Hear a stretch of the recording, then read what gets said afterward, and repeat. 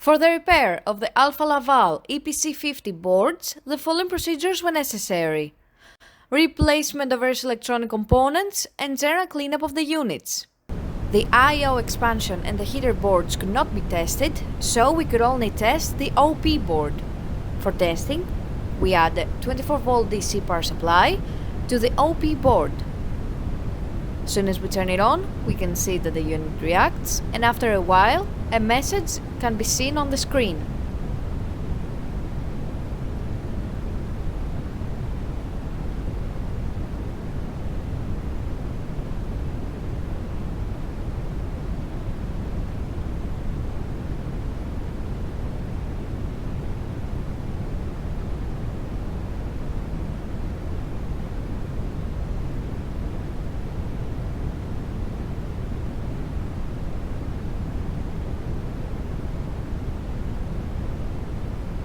No further testing is possible due to lack of additional units. It now seems to be clear that all three boards are operating successfully and are ready to be delivered to the customer.